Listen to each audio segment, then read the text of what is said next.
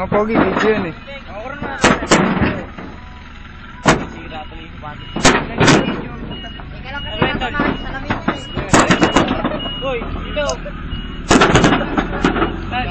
Uy, may Anton.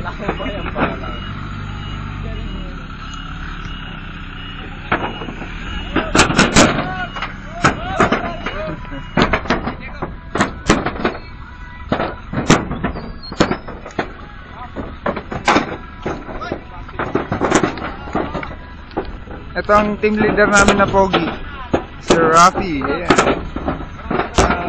Video ba yan, video? Magandang umaga po sa ating lahat. Andito po kami ngayon sa Putong na Tulay para po sa natawag po naming rehabilitation watershed po ng LGU, Local Government Unit.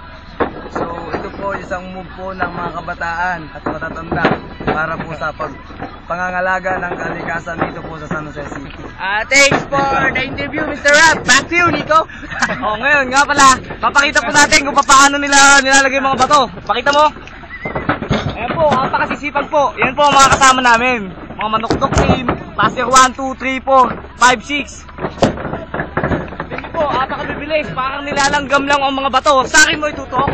Nilalanggam ang mga bato. Panoorin mo ko. Panoorin mo ko. Ayan po si Nico, ang team leader ng grupong huli.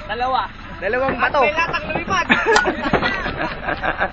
Ayan po si Nico. Ayan po, nagmamagaling. Ayan, si Nico. Ayun, nakita nyo po. Ganun po, simple.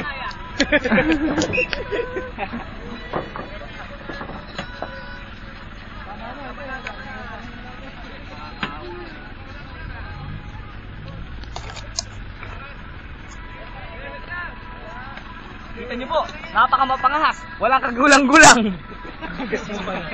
Ito ang mapagbatsyag, mutang lawin.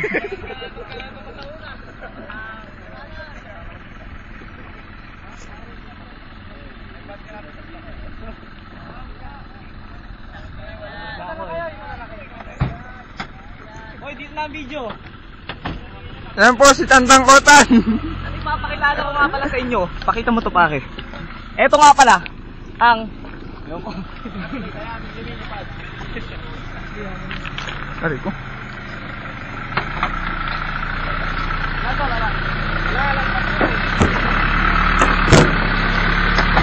Ito po si Tandang Kotan.